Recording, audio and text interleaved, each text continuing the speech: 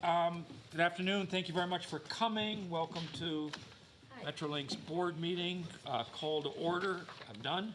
Remarks by the chair. My remarks are we are absolutely delighted that Phil Verster has cast his lot with Metrolinx, has arrived on October the 1st, is based on fourth weekend job, doing a splendid job, and is a welcome addition to Metrolinx. Phil, thank you very much for coming to Canada, coming to Toronto, taking on this job. You've had a really busy 3 or 4 weeks. We got lots of work to do, and I turn the floor over to you. Phil Verster. Thank you very much. Thank you very much, Chair. So I'd like to start off, give a quick rundown of what we've been busy with and where we are since the last board meeting. Over the last couple of weeks, I've spent a lot of time talking to the most important people to us as an organization, and those are the customers. And I've been out on our network, on our buses and our trains, talking to customers firsthand and getting really good feedback and good information and a good sense of how we as an organization are performing for our customers. That's been really helpful because that informs me on how we should approach so many things of what we do in the organization. I've also spent a lot of time talking and meeting up with a second group of important people, but important people within our organization. And the most important people within our organization are the people at the front of our business, people that on a day-to-day basis do all of the tasks that are sometimes invisible to us and invisible to our customers, people that do difficult things in the middle of the night and get things done long before it affects our service. We have supporting both of those initiatives is a strong program to work with our leadership team to make sure that we position our organization and our activities right for what the future requires from us and from our delivery program, especially our RER program. It's really important that we use the next couple of years very effectively to position our business, our organization, to get the most from the huge capital investment program that we have. And this is a very exciting time for us. And so I'd like to also share with you some of the achievements we have had since the last board meeting. Our transit environmental assessment for electrification was completed as part of the TPAP process, and we published a notice of completion and the environmental project report. And that was a TPAP that had been going on for 2.5 years, an extremely important program, and it's a big success for us and sets the foundation for our RER program. We've also concluded the Barrie environmental assessment for the Barrie corridor and for the addition of the second track. And that has gone for approval to the Ministry of Environment and Climate Change. And that's a good step forward for us as well. Our collaboration with the City of Toronto's design review panel on the Davenport Diamond is another very positive step of progress and have elicited really positive responses in terms of precedent setting and efficiency and effectiveness of our conversations there is a good tone setter for the future and for what we do with the City of Toronto. And on procurement, we're proceeding with Rutherford GO station to get to a short list. The Highway 401 tunnel is at the preferred proponent stage that we've announced. And there's a really interesting and innovative sense of the redevelopment around Kipling that we are progressing as well, to turn that into a mobility hub that is going to support our customers and our regions and communities well into the future. So in terms of customer initiatives, the discounted double fare has been a big step forward, and the announcement of that about 2 weeks ago sets us on a path to take fare integration forward into the future. Fare integration is a huge enabler for mobility across the Golden Horseshoe, and to have achieved that first step is very positive for us. And I'm very excited about our ongoing discussions around fare integration and the impact that it can have and will have on our communities, but also what it will have on our business cases, as well as on travel behaviors and travel patterns throughout the region. In terms of stakeholder and public engagement, as part of this meeting, we'll have a discussion on the regional transit plan. We've hosted a transportation symposium, and that provided the first opportunity to engage in an open forum with all communities and all stakeholders, and encourage the consultation process from that point onwards to bring back to us the best possible feedback and more ideas on whether our transportation plan is aimed on the right priorities and aimed at the right objectives for 2041. This stays a core part of our overall strategy. Where we are thinking about delivering significant projects and significant programs, it is really important to always do this with a healthy view on the longer-term future and where we need to go on an ongoing basis. And those two worlds must always stay connected. And so we have also completed a number of other projects, which is really important for us. Oshawa Go Station opened up 2 weeks ago. That was an exciting program, and in my first 2 weeks, I spent some time at the Oshawa Go Station. I was very pleased with how that station looks and how it works, and how, well, the one thing about Oshawa Go Station that I found really exciting was just how we use natural light and how we create an experience for our customers that will use it. That's really positive. And that reflects some of the principles of design excellence, focus on our customer experience, and being more than just building metal boxes to move people down metal rails. And that's really important for us. We've also completed the Ajax pedestrian bridge that has been opened a week or two ago. I'd like to conclude just with a recognition of staff. And over the Thanksgiving weekend, the American Public Transportation Association, APTA, presented us with the Adwheel Award for the Go Transit Customer Courtesy Campaign in the category of Best Educational Social Media. And our Go marketing team did really well with that, and it's a compliment to them.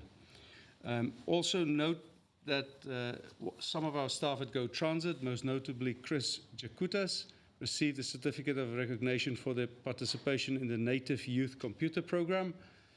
Very exciting that we include and that we have young employees performing really well in programs such as that.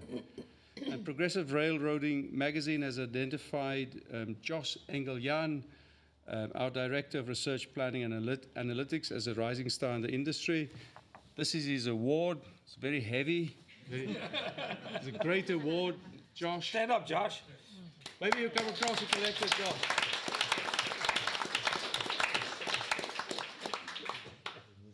Come get your award. It's heavy, remember. Don't hurt yourself with it. Thank you so much. Nice work, Josh. Good job. Thanks. And that's my update, Chair. You're great. Thank you. What are your impressions? Those are facts. I like them all. Any first impressions of our region, our city, our people, our organization, people you're running into? Just give us a little feel. So my family and myself are amazed at how wonderful a city Toronto is. Probably we shouldn't be amazed. We should have known. People are extremely friendly. It's an exciting city. And when I think about the challenges we have as an organization, Toronto is about the same. It's an exciting challenge we have as an organization. We are going through a time now that will be formative for us and transformational at the same time. If I have one overriding observation, it is very much along the lines of, while there's a lot that we have to do in terms of capital, hard-edged programs and implementation, it is easy to forget how much we have to do on the softer stuff to make sure that whatever we build works well in the end. And the softer stuff will include how we develop our organization, develop our skills, develop our competencies, develop our relationships with other stakeholders, develop our transparency to the community, and how we just become an organization that represent transit in an objective and very positive manner, and ensure through that communities have the mobility. That is our ultimate aim in the end. So we have a lot to do, and it's a very exciting program, and the next couple of years are going to be very exciting for Metrolinx. Thanks. Floor is open to anybody who has any question to Phil on any matter. Let me ask another one, not like the first one. In terms of getting out to talk to people, have you got a plan to engage with the leadership of the non-Toronto municipalities? I know you've been in to see the mayor and the TTC because I've been with you on that. What about Durham and Oshawa? What about York? What about the other regions in addition to Toronto? Is there a plan for that? Oh, absolutely. So while the first 3 weeks have been all about getting an understanding of some of the immediate issues, I have to point out that in the first 2 weeks, both times that I were out on Fridays on our network was in the Durham region, to Oshawa and to Whitby respectively.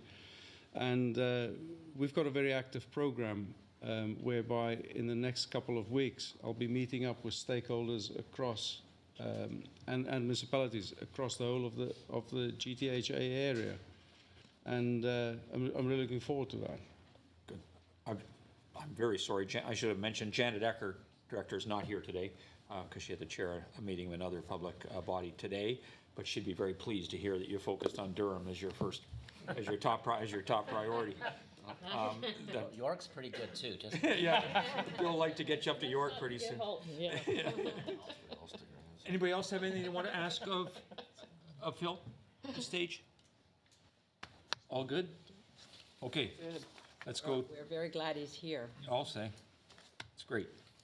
Let's go to the report on the regional transportation plan update, consultations, and the like.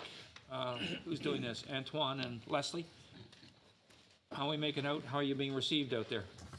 I'm actually going to turn it right over to Antoine because he's been to almost every single one of these meetings and can give you not only a summary of what's on the report, but an update since we wrote the report, so it's quite current. And I also want to introduce Raj, who is also from our Strategic Communications and Public Affairs group. So, Fire away, Antoine. People like it or not? You know, I think people really like it, and it's not because we wrote it, but the reception is really positive. So it was obviously approved for consultation by the board on September 14. We put it on the environmental registry. Soon after that, we released the public-facing website and started promoting the plan through social media. And I'll turn over to Raj to go over some of the engagement that we've undertaken. I'll give you a bit of a flavor of what we've heard. Thanks, Antoine. So just provide you a couple-minute overview on public engagement activities to date. So we've reached out to elected officials. We've shared the draft plan with over 500 elected officials across the Greater Golden Horseshoe. We have 9 municipal council meetings which are upcoming across the GTHA and GGH, plus a City of Toronto Council drop-in session, which is occurring next week, and a session at the TTC upcoming board meeting. We've also reached out to over 500 stakeholders. We hosted a regional stakeholder forum here yesterday. We had over 30 members in attendance. We also have corridor committees, about 250 members across all corridors meeting in November, and so we'll be bringing the draft plan forward there. And we've also shared through an e-blast the draft plan. We've also been reaching out to host, to see if some of our stakeholders would host us around public speaking engagement opportunities. So we've landed 6, we've completed 3 and 3 to come.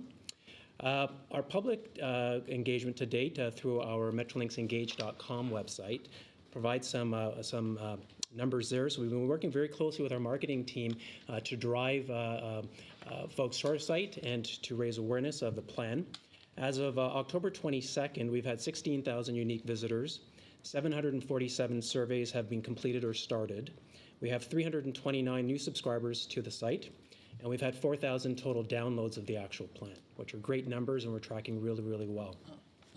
Antoine will talk a little bit about our public roundtables. We have 6 that were scheduled, 3 have been completed, and 3 are upcoming. And we've also been cross-promoting the draft RTP through public project-related public meetings that have occurred to date. Thank you very much, Raj. So what are we hearing, Antoine? Briefly, what we are hearing from the public, I think, is continued impatience for improvements, interest in initiatives to increase seamlessness and integration of the system, great interest in continuing to look at integration of fares and seamlessness of services, a diversity of opinions about parking and station access, but a lot of interest in station access. And I would say that the diversity of thoughts is reflective of, I think, the debate that we see in media and in conversations. So a lot of people wanting to see more parking at stations, and then a lot of people wanting a greater range of options as well. But a lot of excitement about what is in the plan, but an interest in seeing how it will be staged and how it will be implemented, which is a good segue to our municipal input. A lot of interest in engaging with us on implementation, prioritization. For the most part, because we had engaged municipal planners through the development of the plan, there were no surprises.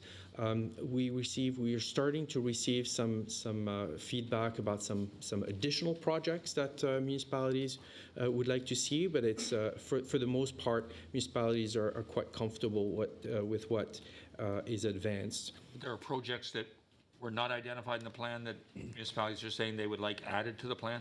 Correct. Or projects that were flagged as for potential evaluation beyond the window of this plan, which is a plan for 10 years, after which a new plan will be developed. So as I said, an interest in discussing roles, responsibilities, staging, and implementation. Regarding provincial ministries and our provincial partners, I think there's a lot of support for what the plan is purporting to or proposing to accomplish, and we're having fairly technical discussions on roles and responsibilities of Metrolinx versus the province, and making sure that we reflect the very latest elements of the growth plan, for example, which was just released and for which guidance has actually not yet been developed. So a lot of back and forth to make sure that the language in the draft final plan and ultimately in the final plan is as crisp and concrete as possible. A couple more things from stakeholders that we heard. We're really put to task to be clear on what we intend about first and last mile. I think everybody understands that the quadrupling of trains through Go RER will challenge us to innovate or reinvent how we access stations. So we are receiving a lot of questions, as I said, from the public, municipalities, but also stakeholders. Continued interest in goods movement. This is also a discussion that we're having with the province about respective roles and between Metrolinx, the province, municipalities, truck, long distance, short distance, and of course, rail. I would like to mention that we met with all medical officers of health for the region, and this was, I think, by far the most excited group. Excited positive or excited negative? Positive, really supportive of the plan. They see a lot of connections with what they've been advocating for years in terms of improving air quality and facilitating healthy lifestyles in the region. So I think we can anticipate some position by the medical officers of health. Anything you want to add, Les? No, it's very comprehensive, and more to come. And Phil, are you getting any feedback? Or is it too early for you? Well, the biggest feedback that we've had as an organization is that the consultation process is really important, and that what we come up with as a plan should not have a final sort of label to it, but it should be an ongoing plan that keeps that remains alive, and that keeps the door open for additions and for changes to the plan on an ongoing basis. And I think that is very much the strategy that we're going to adopt. The plan should not be an event that we do every few years or so. It should be a rolling plan that builds live options into the plan on a continuous basis. Okay. So Antoine and Leslie, a couple of Speak up questions. a bit? Sure. Give the mic. So 3 questions. Did anything come up in terms of major omissions from the plan? So people are commenting on what's there, but did anyone say, hey, you forgot to think about anything significant? That's one. I think it's the opposite. Take the 3. Okay. The second one is, did people raise concerns, because I know one of the topics we're going to talk about later, sustainability and environmental factors, did that come up as more of a pressing concern to be thinking about sustainability issue, especially in light of the recent storms and climate change issues that we've been facing? And the third is, is it too early to tell, or did you see any regional or geographic bifurcation between, say, urban and suburban, or regional differences in how we approached it that came out, or is it too early to tell from those initial roundtables or discussions?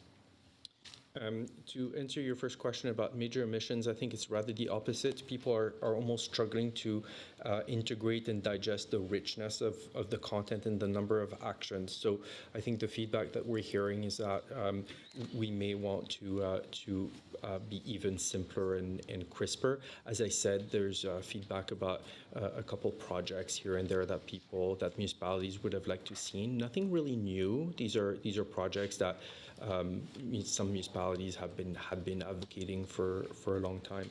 On sustainability and the environment, we had good feedback about the inclusion of resilience and adaptation in the plan and the call to action. We are working with the Ministry of Environment and Climate Change to coordinate efforts and continue to be aligned on these initiatives. But otherwise, it's not something that we hear extremely loudly. I think people are just generally supportive. In terms of geographic bifurcation, I think it's, as always, a bit of a, I think the feedback reflects the differences in the urban fabric of the region. For municipalities further away from Union Station, they want to make sure that their plans can unfold. So there's interest in exploring further new stations in greenfield sites, and I would say a general interest in thinking about the timing of development and how we make sure that we continue working with the province and municipalities to make sure that the planning framework supports timely development at and around stations. And are we expecting formal submissions Yes. from each of the Councils. about once you've had the discussion and the like? Yeah, I think if I could answer that. So staff are reviewing and we've had the meetings. Generally speaking, we will get where they can, either a staff report, a committee of council report, or a formal council report, depending how quickly they can move their comments through their own processes. Got it. I had Howard next, and then Rahul. All right. Thanks, Chair. I'd just like to make some comments. First, I'd like to compliment the Metrolinx team. I attended the meeting in Mississauga, and I must say, very professional, supplied the information, and also the attendees from the stakeholders were very engaging. They were not shy. What I found very fascinating is the instant feedback. So at the end of the presentation, a poll was done in terms of soliciting from the audience what they thought of the plan. And so immediately, not only was it positive, but there were positive comments. So I thought it's an excellent tool to judge exactly how it's being received. And I thought that's very good. I assume the same thing happened at the other hearings also. Yeah, and the more the more time we have to promote, the more people we are getting at the meetings, and we're expecting over 100 in Toronto, for example. And they basically, what do you think? And put up your hands. What you don't like, you talk about. What you do like, you talk about also. Thank you for the comment, but thank you for going. Yeah, so I thought it was excellent, and I'd like to compliment you on how you handle it. So. Rahul? This is all a great process, and I can't wait to see what the outcomes are and the results. I'm curious to know, are we touching and getting the voices of all the right people? And what I mean by right people is when my experience, at least in stakeholder engagement, is you tend to get a lot of people who are engaged with issues to come out there. Are you satisfied that we're getting the voice of, just for lack of a better phrase, the silent majority? Are we actually getting a broad swath of people coming to the public meetings? And if we're not, what are we doing to actually get in there and ferret that out? I think I was very pleased that it wasn't all my planning friends who were at the meetings, and I believe that we got genuine input from everyday people, so to speak. Could we get more people at roundtables? Yes, and that's why we had an internal dialogue about how we could further promote. In this day and age, with people's busy lifestyles and social media, it's more and more challenging. Since I started my career as a planner, getting people out is hard, and so we have to be more and more clever in getting the word out. So we're leveraging trusted channels locally, councillors, BIAs, to promote these events to their membership. And I think we're stepping up these efforts. And then, as I said, we're getting more and more people. But the type of people we're getting, yes, we're getting the planning intellectuals, but I'm confident we're getting real people with real lives who just share the experiences. Are we getting the youth, seniors, potentially marginalized communities, others? Are you confident at the end of the day what you bring forward is going to reflect at least aspects of that? Maybe the one thing I would supplement is, of course, the public meetings is one of several. Yeah. And so I would say whether it is through the digital engagement, the public meetings, there's workshops, we had the residents reference panel. We're trying to be as broad, but could we do more and could we continue to more? I think it's almost infinite, and we are trying to embrace as much as we can.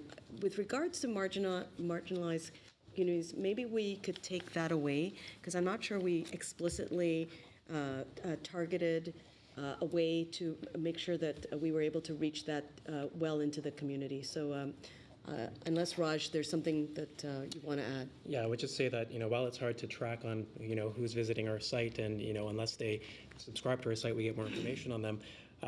Just sheer number of total downloads of the plan, we're anticipating 1,600, 4,000. We've offered multiple layers, if you will, for those who want to answer short questions, or they're, on the site for a short amount of time and provide some feedback, or go into more depth. We're seeing over 90% anonymous, on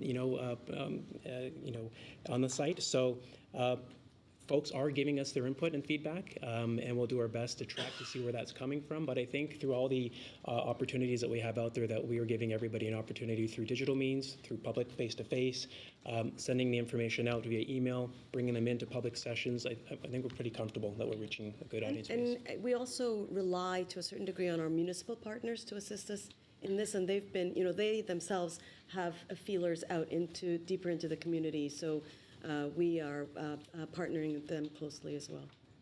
Are you hearing from what I'll call the expert community, the academic community, are there any of the policy shops in universities, or I see you're speaking at CD Howe, you got a session there, but is the city, what's your institute called, Ann, at Ryerson? City Building Institute. Like are places like City Building, are they convening and reacting and debating? Are you getting that kind of feedback? So we've had, as I mentioned, we have 6 public speaking engagement opportunities, of which 3 have been the Expo for Design, Innovation, Technology, Durham Realtors Association, and Antoine recently spoke at a U of T Students Union Transit on Ontario session that was hosted last week. Upcoming, we have National Railway Day. ULI is putting on a number of sessions in the 416 and 905 for their members, and CD Howe, as you mentioned, Chair, we have an appearance there as well. I mean, I was going to say, even like yesterday, I was speaking at the Canadian aviation industry, right? And it's actually quite interesting, the crossover in our issues and their issues and talking about our plan. So there are those that are specifically about our draft plan, but we have a number of other engagements where we're using those engagements to get feedback from where we're, the overall direction that we're trying to get. But I'm going to ask Antoine, in terms of specific, like U of T hosting something, or Ryerson, or Ryerson York, or hosting something, Waterloo, or, we got so many universities in the region. have we reached out? So we've encouraged our stakeholders to host their own events, and we're still getting invitations. We're also scheduling a number of one-on-one meetings, or so to speak, or short, small meetings with key experts, as you said, at U of T, Ryerson, etc. And are you reading the critics online and taking their comments seriously? As often as I can. I saw one guy wrote a very extensive piece. And you'll take all that as feedback Yeah, as well? oh yeah, whatever is in the public domain that we have access to, we definitely will. Well, I think Bonnie was next, and then Marianne, and then Ann. So just a quick question. This is an iterative kind of process, and you're getting input to the plan. You gave us your next steps in the document related to the board and so on. The digital feedback's helpful to give immediate feedback about what's gone on within the room and where central tendencies are and views. Is there anything else that could be done, though, prior to whatever happens by way of a revised plan or changes made as a result of the feedback that would give some feedback loop more broadly? Is it just about keeping the website up to date? What are you going to do to give feedback to the groups, to the individuals, and so on that are participating? So as part of Metrolinx Engage.com, we have our community management plan, so we'll be going back to them once we close post November 17th. First off, to let them know, who have we heard from, what have we, the numbers, and then we will be going back to them to let them know at a high level the themes that emerged through this meeting. Okay, Yeah. okay, and that gets posted for everybody that's accessed the plan to see, and Correct. so, okay. Yeah, and we will probably segment it by the type of submission or type of stakeholders, so that Or they can region. recognize at an aggregate level where the comments came from. Okay. I have Marianne and then Ann. My question was really the same as Bonnie just asked. Thank you. Ann? Well, just you said you were planning to do one at Ryerson? Is that what you said? Antoine? Not an event. We're doing individual outreach, but we'd be happy to get suggestions or work on an event. I'm not aware of it, so if you want to let me know what you're trying to. Okay. You guys might host. Happy to. Be good. Be good. Yeah. Anything else? From us, no. Thank you for the update. It's good you're doing it. Work hard. And how's it going to come back to us, Leslie? Is your plan that management will propose a revised draft of the plan? We will come back in December with a couple things. One, to tell you what we heard and to summarize and identify how it has influenced the next iteration of the document. Parallel to that, we've been doing some additional work on the economic components and impacts of the report, so we'll bring that forward. And we will provide you our advice on a range of ways forward for the document in order to Phil's point about giving the choice about how this plan can move forward. There will be as well a parallel, but just at the initial stages, what I refer to as the implementation way forward. Like there's a section at the back about how to make it happen. We will put more flesh on what that should look like, both in terms of themes that are explored and things that we can do in the short, medium, and long term. So in terms of agenda planning for December, Yes. we're going to need a fair chunk of time to receive all that and deliberate on it and give Yeah. instructions. Yes. Is that right? Yes. As you're thinking, Phil, about the agenda, that seems to me that's a pretty meaty set of pieces. Yeah. The And I- guidance as to what's changed will be important, and what you heard and what has caused you to change is important. But the revised document itself, the way forward, implementation, that's a lot of stuff. Yeah, and I think the way I would approach this report in December is not, to Phil's words, not to consider the plan finite, as opposed to final, in the sense that it will basically generate a whole series of other documents, policies, and elaborations from which we will sort of move forward on all the objectives of the plan. Okay. But we'll have a structure. Yeah, think Yeah, about, yeah. I'm thinking, Mary, when you're talking. How to structure the time, discussion, I'm yeah. saying that's a full hour, at least, I would say, of the meeting, hour and 30 minutes, so that feels like a lot. Which is good, I'm happy with it, I'm just saying, when you're thinking about what else is gonna be on the agenda. Yeah. That's gonna take a good chunk. Yeah. And if you think we're in need of a somewhat longer meeting in December, we should get that word out to directors sooner rather than later to book the time. So we're sneaking up on Yes. Christmas by then. Or it's early December, isn't it? First week of December. December 5th, 6th. Yes. Okay, great job, thank you. All three of you, thank you. Next is hydrogen fuel technology analysis evaluation and the like. Do you want to say anything, Phil, by way of introduction to this item? You're going straight to Peter. Here's an easy topic. Yeah. Yeah. Yeah, so the consideration of hydrogen technology as a potential way forward for us in the longer term is an option that we are considering because it has different types of benefits to it. It still brings us a lot of the green benefits, but in terms of a technology, it could affect how we implement a non-diesel fleet and non-diesel infrastructure. It's really important to understand that we have a very clear focus on a feasibility program, and the feasibility assessment would be completed back end of this year. And Mark will talk us through the preparations that are happening around that and the program around that. And the feasibility study in itself will present us with the facts. Based on those facts, we'll make a decision on how to proceed with RER. And that fits with our RER program, and that also encapsulates the objectives of the RER program. And so, Mark, take us through a discussion of the key issues. Okay. Thank you. Our interest in hydrogen goes back quite a ways. I think around 2012, 2013, we undertook some work to assess the viability of hydrogen. At that time, it was still relatively new in a rail application. And at that time, we decided it wasn't really worth it to pursue investigation of it much further.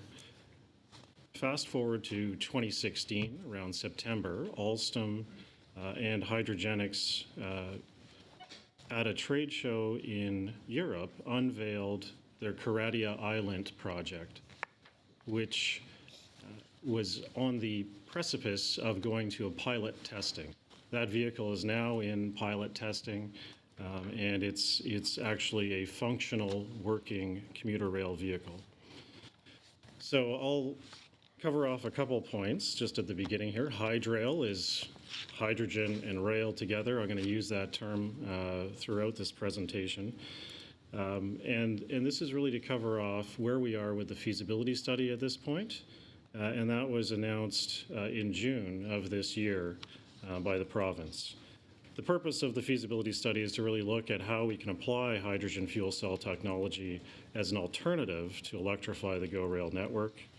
But I'll start the presentation with covering off a little bit of that Alstom Germany experience, and then I'll move into the Ontario context and cover off a few of the pieces of the work that we're doing right now to investigate hydrogen further. Just to frame this, Mark, we're committed to electrifying.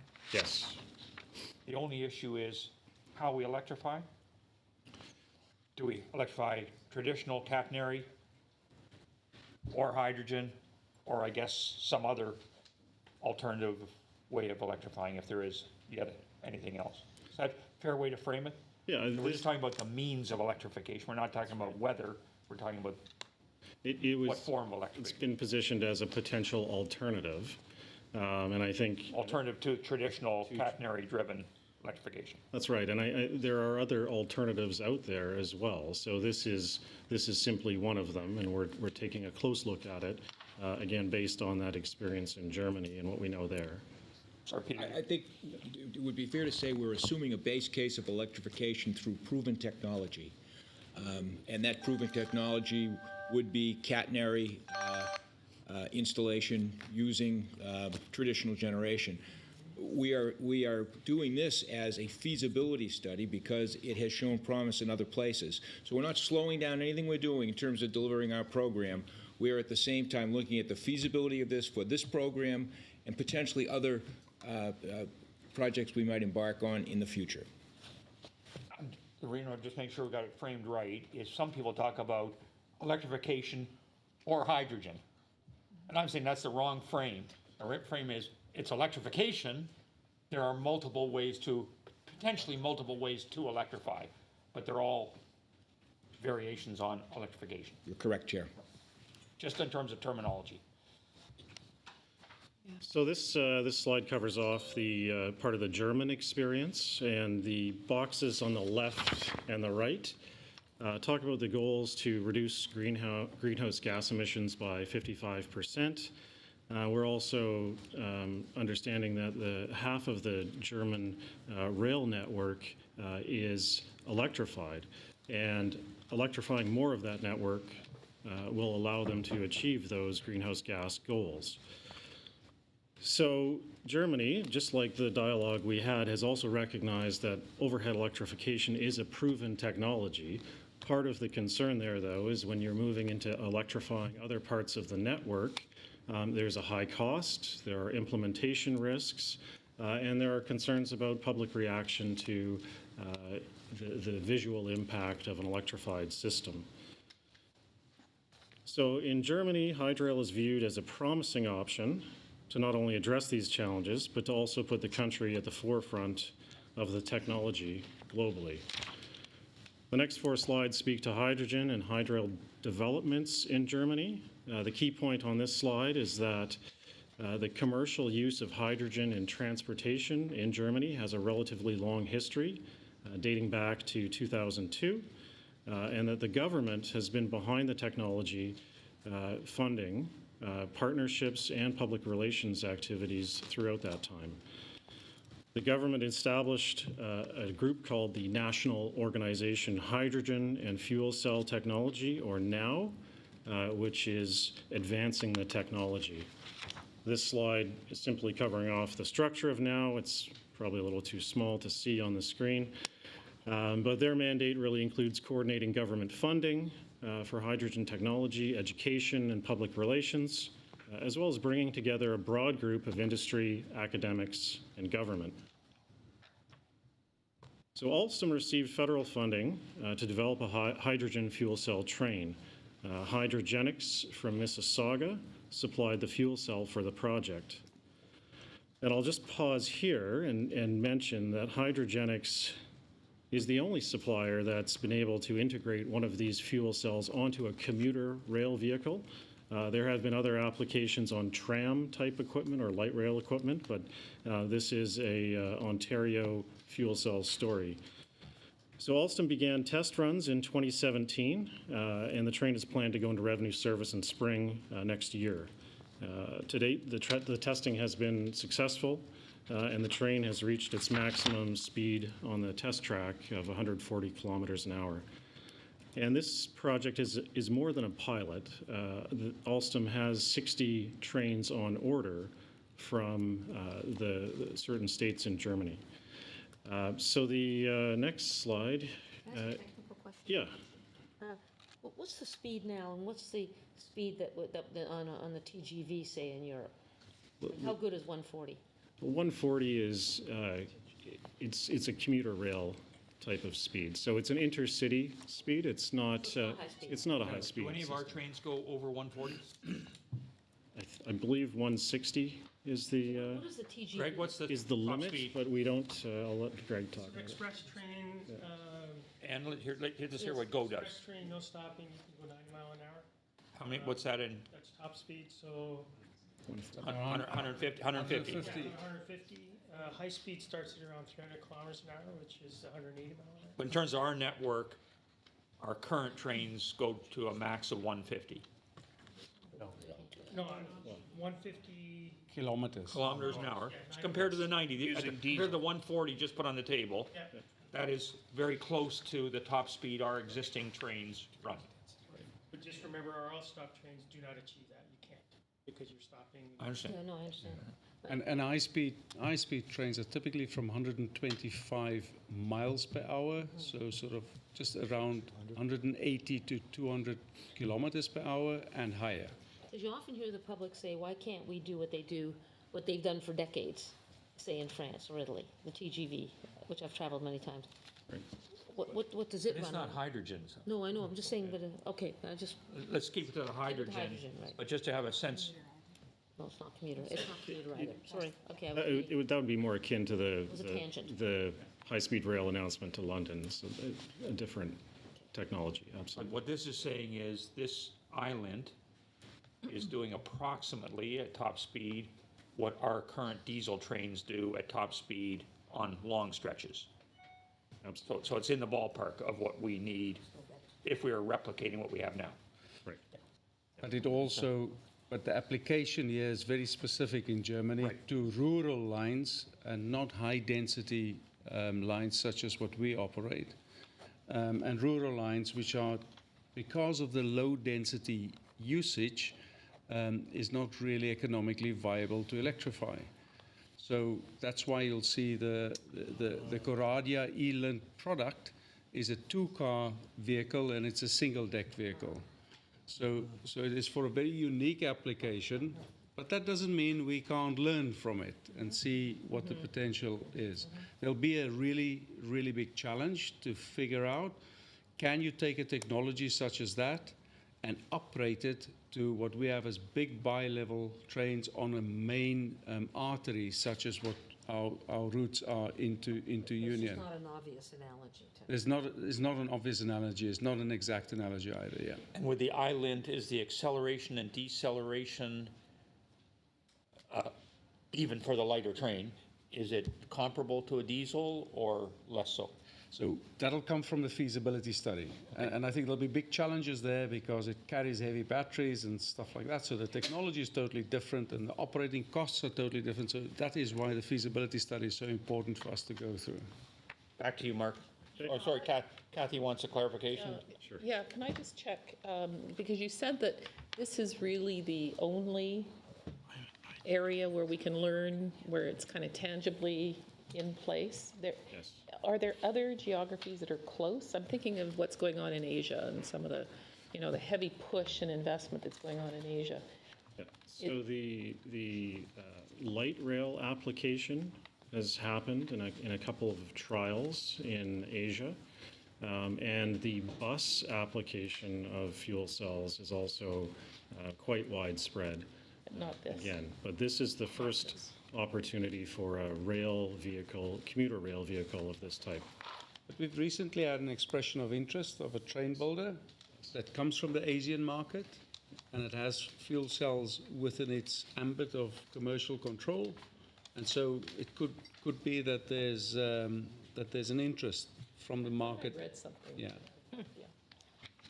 Marion, did you have further? Well, very quickly, just that you're always comparing it back to diesel, but we should also be comparing it to the catenary electric, which is what the Absolutely. I was just trying to frame Yeah, exactly. familiarity, not Yeah. the relevant just test the for us. speed and all No, that, no, yeah. I totally agree.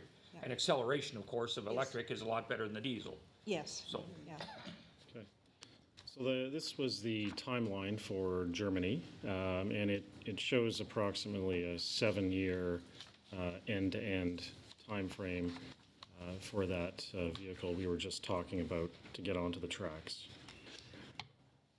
Moving into Ontario, I think part of what we're doing in the feasibility study is assessing what the risks and benefits are of hydrogen fuel.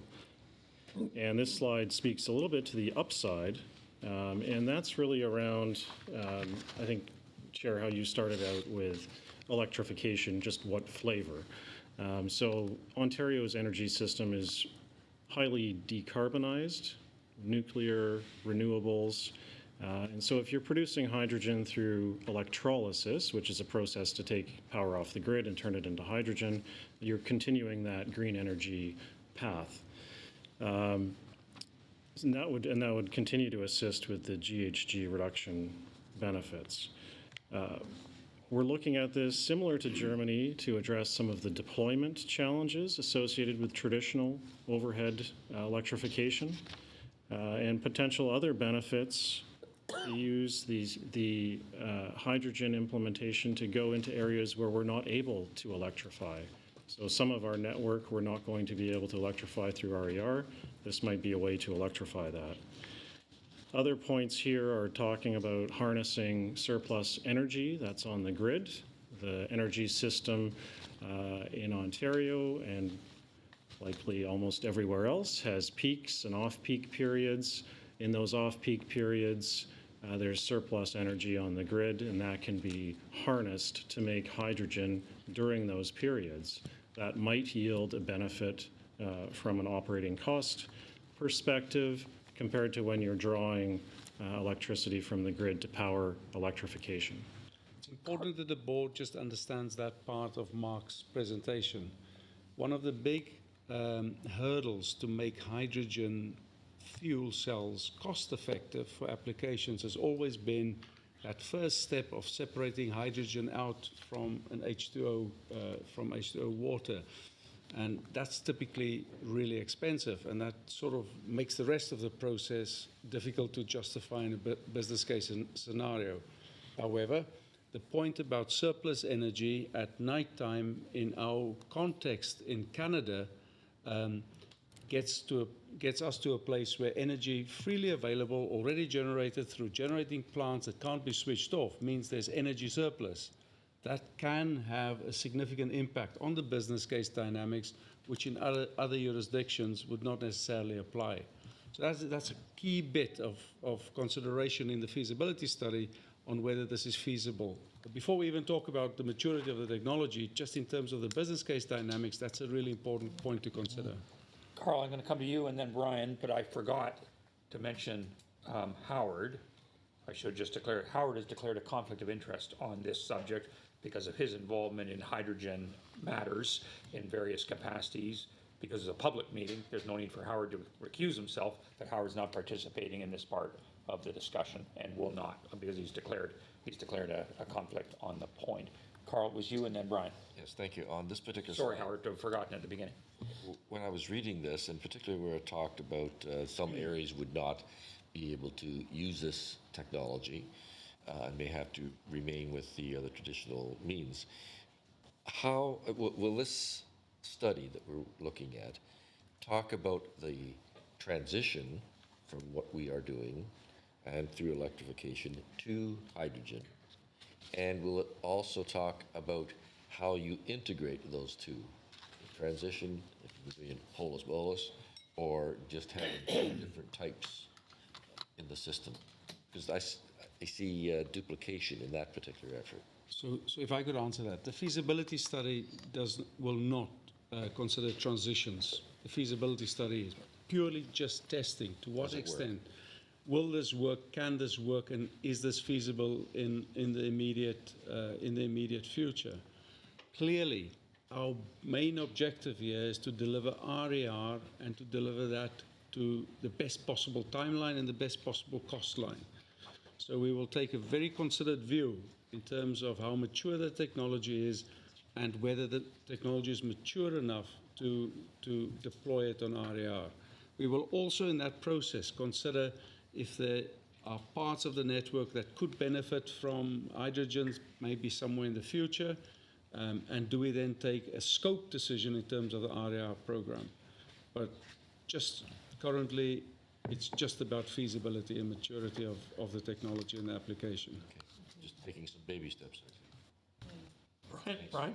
Well, my question sort of is partly answered perhaps by that, but Mark, in the slide that's on the screen now, it says it could allow for electrification of sections of the GO network that cannot be electrified by traditional means. Do you really mean cannot, or is not financially feasible to?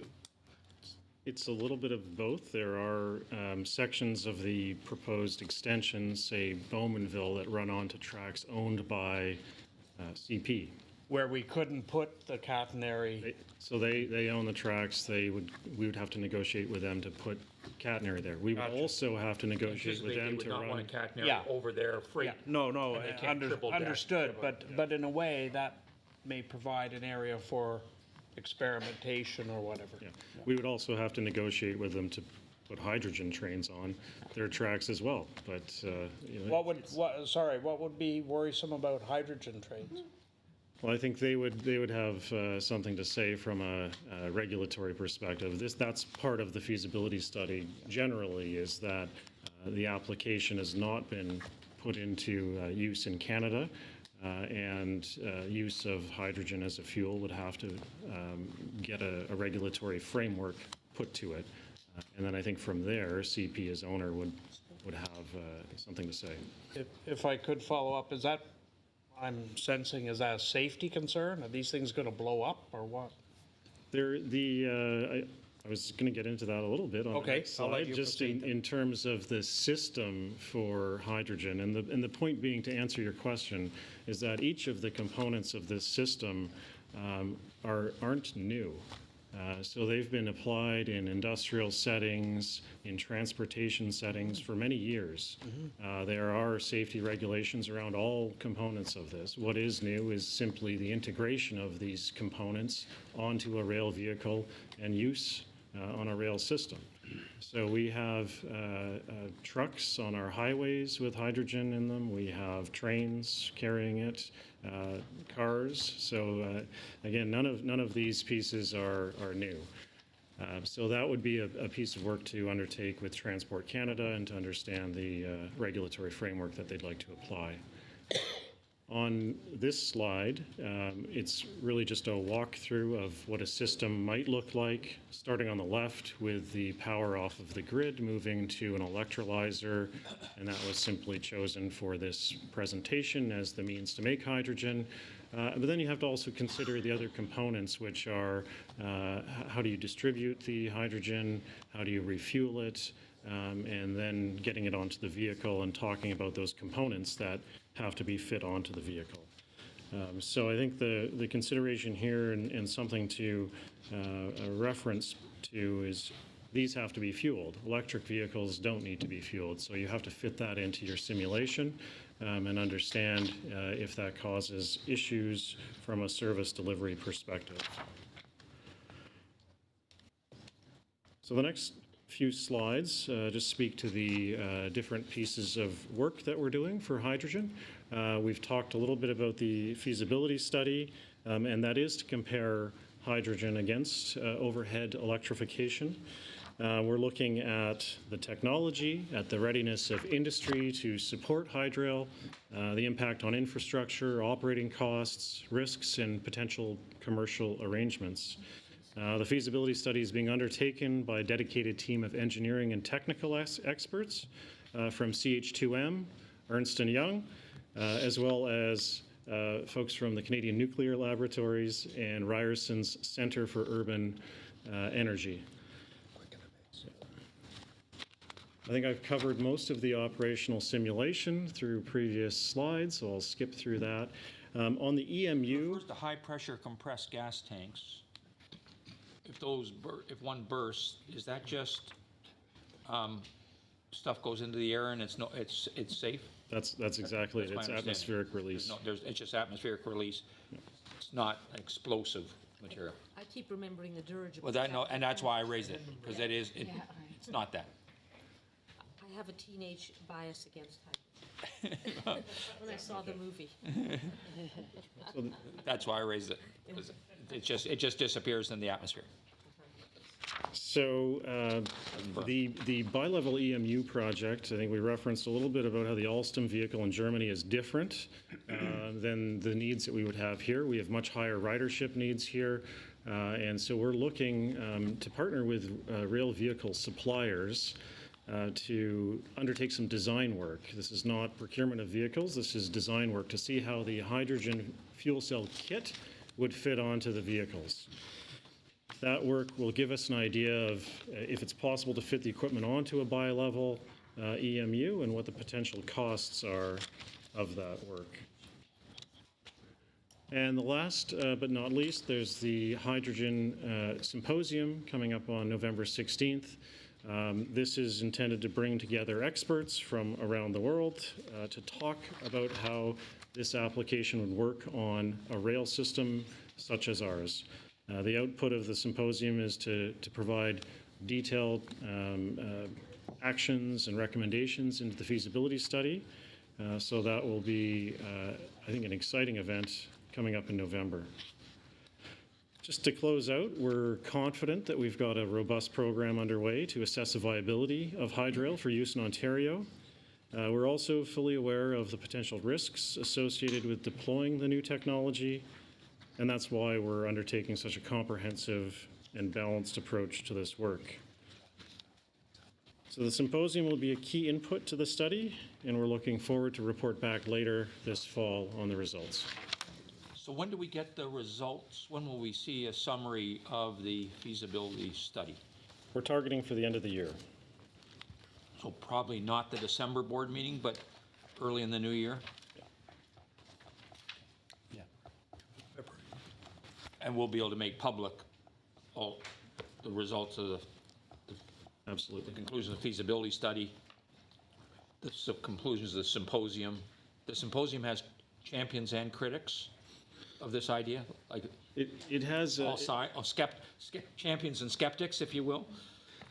I think it has people who have been through implementation and understand the challenges. So we have folks from the auto sector, folks from industrial areas, and so I think the discussion is about how do you go about implementing this, what are the risks in doing it, and how can different parts of industry and government work together to get it done.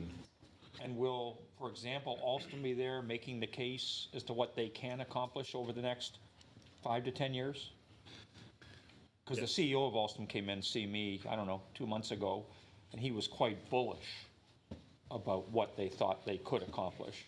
Without getting ahead of himself, he was quite bullish about this really is, over the next decade, is a really important development. Will he be there, or not? When I say he, will Alstom's case be there, and will someone skeptical of that case also be there? So we have Alstom there.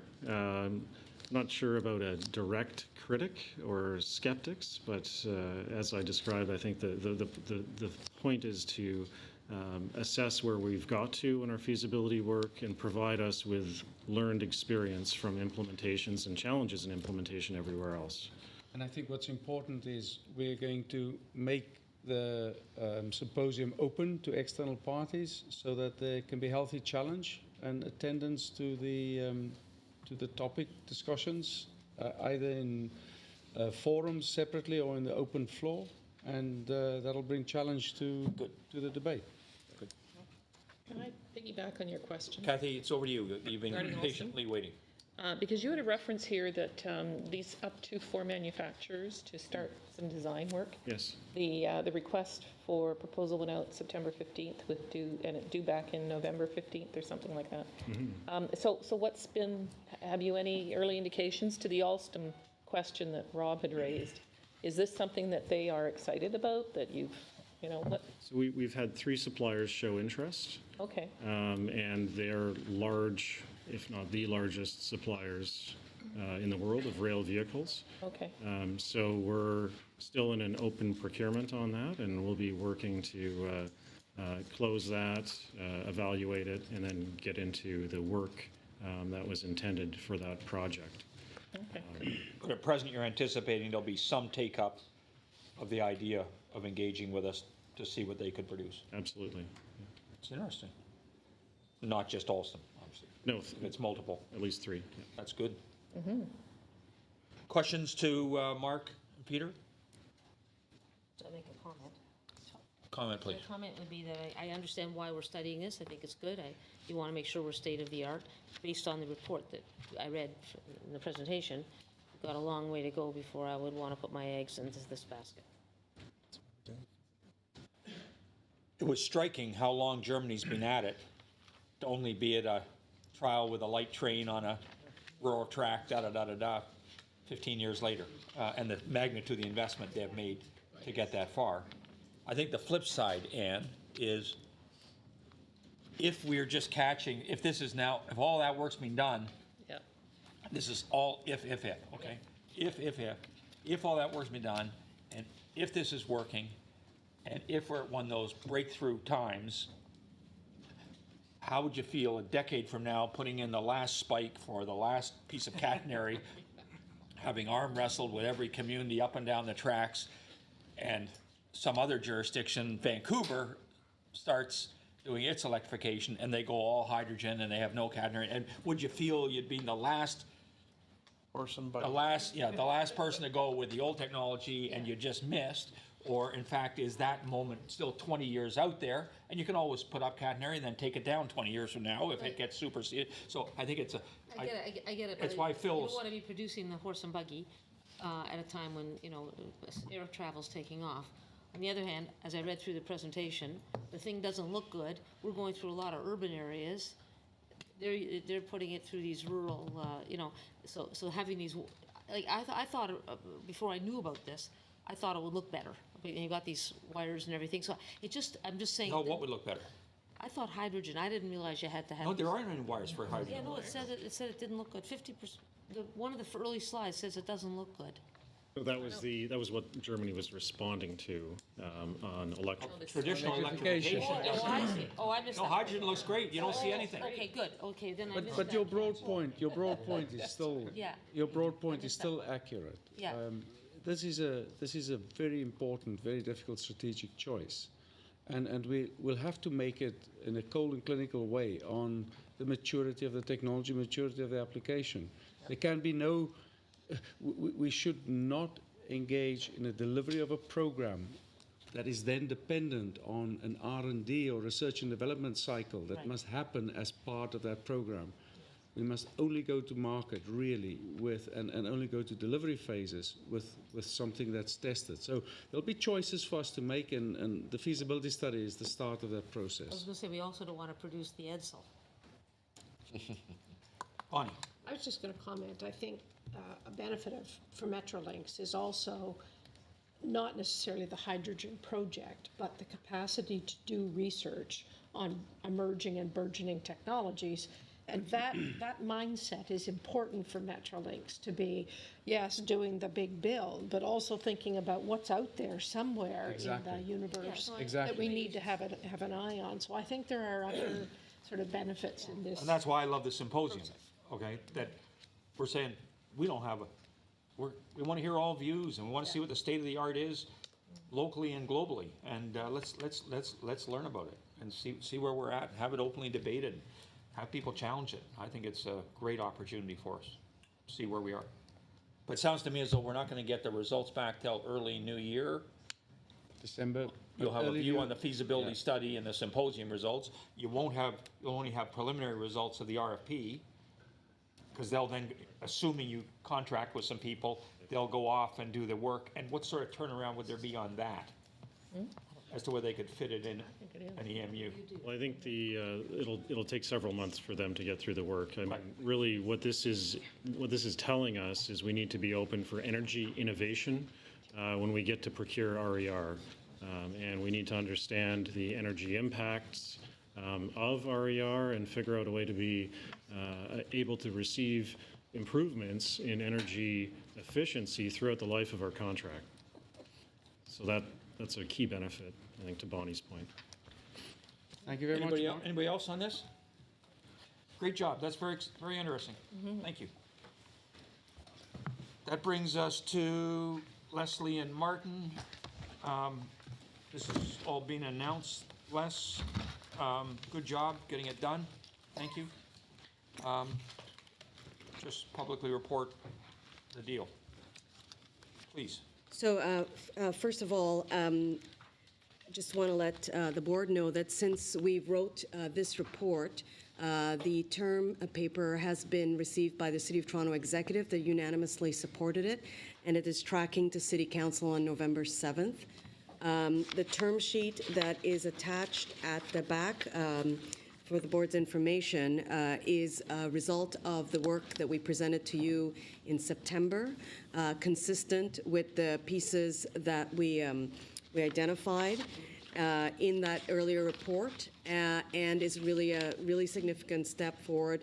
Once we have the council approval on November 7th, we will be in a position to basically, and we're already preparing for an early January launch. I've asked Anita to join us if there are questions around the public outreach and marketing for the program. And of course, that's really most of it is contained in the report. So it's better for us to just. Implementation date is early January? Early January. And it'll be all programmed into Presto by then? Yes, and Rob Hollis is here. Rob, I won't speak for Rob, but all indications are everything's lined up and queued up well. Good. Martin, nice job. Yes, so my other point was to congratulate Martin. I also want to acknowledge Arthur Beauregard from the TTC, who is here. Arthur, along with his staff, has been one of the most remarkable partners with us, getting us to this place. He was very shy to come and sit here. I wasn't shy, I didn't think it was appropriate. Here your 45 minutes. Yeah, he would not, that's right. And to thank Arthur and his team, the team at the city manager's office, the staff at MTO. We're not there yet. We're well in position to be there, but there are many people who are behind this. And it sets the platform for so much that can follow in terms of a truly integrated, fair solution for the region, and it's a good first step. The other point I just want to make is that in our September report, this was one of 4 items we said we would begin to move towards. Our ambition is that in December we come back and tell you how we would continue to make progress on all 4 areas, not just this one. Arthur, your comments? I agree, it's a great step forward. It's the steps that we've been working on together has been a great collaborative effort, and I think it's a testament to us, our organisations working together, and I think that continuing to work on those other steps, as Leslie said, are the key other parts that we need to focus on now. Excellent. Leslie, in terms of this is for information. That's because we approved the. So actually, I think I want to withdraw my recommendation, because I actually think it should be. This is the first time the board is seeing the full layout with the term sheet. So a part of what I would like from the board. Like it approved. Is it That's what I thought. Yes. And that approval includes ending the Rouge Hill and the Danforth exhibition pieces that we had previously. Does anybody have any reservations about this, Anne? I just want to go on the record that I'm concerned about the funding arrangement, that it's a 3-year funding arrangement and not longer term. And I love it. I think this is important. I'm going to vote in favor of it. But I just, as you know, I'm concerned about the short-term funding. It is 3 times better than a 1-year, yes. But let's see how it does, too. It's 3% of 100 years, so. That's right. And I think. Because what I'm worried about is if it runs out and then. But it's irreversible, right? I think what we have to do is, as we go through fair, sort of establishing fair integration in the region, I think quite a lot of the cost structures of what we have as part of our basic cost allocation and how other transit authorities deal with cost, everything associated around fares would overtake this 3-year deal, and there'll be many opportunities in the next 3 years to rethink what cost is actually funded by the province and how it all tallies up to a final outcome. So I think there are many opportunities to get this into our operating budget and/or whatever other format of funding would be appropriate. Marianne? I just would say I think it is appropriate to be at the table. I think it's actually one of the best signs, to see us in partnership with local transit authorities, and I think, you know, that will make all the funding issues kind of go away over time because it's to the benefit of the city, the environment, you know, sustainability long-term. So you can come again. You're very welcome. Billy? Yeah, I'm very pleased to see what we're accomplishing today, and congratulations to the team, both here and the city. I would, of course, comment that there are other areas that we're looking for this very quickly, and I think we need to move forward pretty quickly on the other areas as well. In particular, York Region, certainly. But York Region already has this, right? Well, not quite the same way with Toronto. You still pay a full fare when you, I think, when you're coming south or the other way. So there is a lot of work to still be done. Between York and Toronto. Correct. Yeah, no, I'm sorry, I was referring to Metrolinx in York. Yeah, and We've York already done has arrangements with other municipalities in the 905, but they've never had the arrangement with TTC, which is a very important component for both sides. Yeah. And I think this sets the stage for just that. It might take another 6 months or a year, perhaps, but I think it's on the way. And I don't think, I'm not as concerned. That's a bilateral discussion between York and Toronto at Yes, present, it would be, along with the, probably Metrolinx in the province and other stakeholders across the full region. And I think the 3-year plan, well, you'd like to have it forever. I think 3 years makes it almost forever from the political sense. Bonnie and Upcar? I was just going to make a comment that this is only one methodology for getting to fare integration. And my sense of the perhaps an underlying value of it being only 3 years is to be able to explore what some alternatives need to be. This can't be the only methodology for getting there when so much of it is needed across the region. So I can see why one would go there in a more limited period of time than simply saying, yes, we're going to do it forever. Upcar? I was just going to raise the comment I raised with Phil earlier, which is the amount of the subsidy does not take into account additional revenue generation caused by more riders coming onto the system. And the real goal of fare integration is increased ridership. Exactly, in both systems. Right. And that's the other side of the measurement. Right, so Phil, if you just don't mind just making sure that people are aware of that subsidy is based on really a status quo of current ridership, but the real goal is to increase ridership. Absolutely, Apka. And I think when you do a first, and this is why this discount double fare is so important, when you do a first, most participants in the debate act from their concerns. And I think that's why the focus has been so much on the cost dimension of the discussion. I think as we prove how effective it is and beneficial it is for customers, and as we see the expected bump or increase in ridership and acceptance, I think that the debate and the narrative will move towards the benefits to the customers as a whole and what that does for footfall and for revenue. Can I just one closing, a last comment, which one of the most important pieces of our work following January is the monitoring of the uptake of the program. Yeah. So we will be able to come back and tell you to these very same issues, how we're progressing, what success or what barriers we're still encountering to make it a more mature component of fare integration. Yeah. Thank you very much to the three of you. Thank you. And through you, please tell your colleagues back at TTC in the city, we appreciate the partnership and we're delighted to have this going forward. Thanks for coming over today.